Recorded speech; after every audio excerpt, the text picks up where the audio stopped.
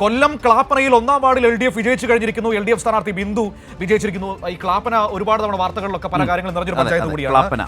പത്തനംതിട്ട ജില്ലാ പഞ്ചായത്തിൽ ഒപ്പത്തിനൊപ്പം UDF-ഉം LDF-ഉം 5 വീതം സീറ്റുകളിൽ, ഒപ്പം NDA ഒരു ഡിവിഷനിൽ ലീഡ് ചെയ്യുന്നു എന്ന വിവരം കൂടി ഇപ്പോൾ പത്തനംതിട്ടയിൽ നിന്ന് നമ്മുടെ മുൻപിലേക്ക് വരുന്നുണ്ട്. വളരെ വളരെ പ്രധാനപ്പെട്ട ഒരു കാര്യം, കൽപ്പറ്റ നഗരസഭ 3 LDF ലീഡ് ചെയ്യുന്നു. അത് വളരെ പ്രധാനപ്പെട്ട കാര്യമാണ്. കൽപ്പറ്റ നഗരസഭ തിരുവനന്തപുരത്ത് ഏറ്റവും പുതിയ അപ്ഡേഷൻ, കോർപ്പറേഷനിൽ LDF തിരിച്ചു വരുന്നു ശക്തമായ ലീഡിലേക്ക്, അല്ലെ ശക്തമായ നിലയിലേക്ക്.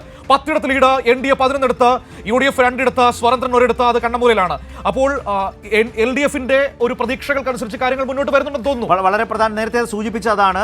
ചിലയിടങ്ങളിൽ NDA സ്വാധീന കേന്ദ്രങ്ങളിൽ ചിലയിടങ്ങളിൽ നിയമം അവർക്ക് വലിയ തിരിച്ചടിയായി മാറി.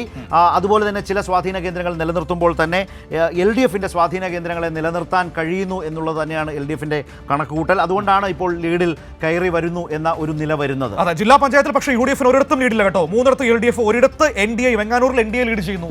UDF-ന് ഒരിടത്തും ലീഡില്ല എന്നാണ്. ചിറയൻകീഴും കുന്നത്തുകാലും വെള്ളറടയും LDF ലീഡ് ചെയ്യുന്നു. NDA വെങ്ങാനൂരിൽ ലീഡ് ചെയ്യുന്നു എന്നാണ് ഇപ്പോൾ ഏറ്റവും പുതിയ വിവരങ്ങൾ നമ്മുടെ മുൻപിലേക്ക് വന്നുകൊണ്ടിരിക്കുന്നത്. അപ്പോൾ ആ രീതിയിൽ കാര്യങ്ങൾ പോകുന്നു. അടൂർ നഗരസഭ LDF ലീഡ് ചെയ്യുന്നു. തിരൂർ നഗരസഭ 9 ഡിവിഷണൽ UDF, 2 ഡിവിഷണൽ LDF, ഒരു മാറ്റവുമില്ല അവിടെ എന്ന് ഇപ്പോൾ നമുക്ക് അറിയാൻ കഴിയുന്നു.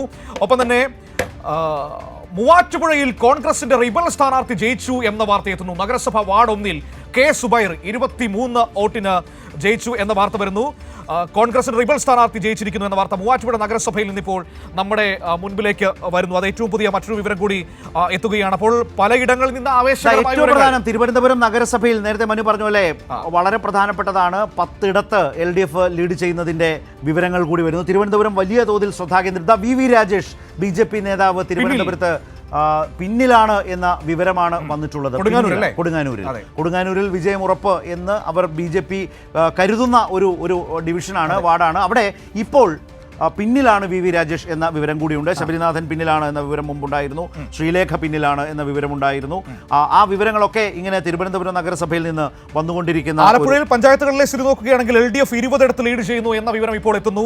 ആലപ്പുഴയിൽ 20 പഞ്ചായത്തുകളിൽ LDF-ന് ലീഡ് എന്നാണ് ഇപ്പോൾ ഏറ്റവും പുതിയ വിവരങ്ങൾ നമ്മുടെ മുൻപിലേക്ക് വരുന്നത്. പലയിടങ്ങളിലും പ്രവർത്തകരുടെയൊക്കെ ആഹ്ലാദ പ്രകടനങ്ങളൊക്കെ തുടങ്ങിയിരിക്കുന്നു എന്നാണ് ഇപ്പോൾ നമുക്ക് കാണാൻ കഴിയുന്ന ദൃശ്യങ്ങളിൽ.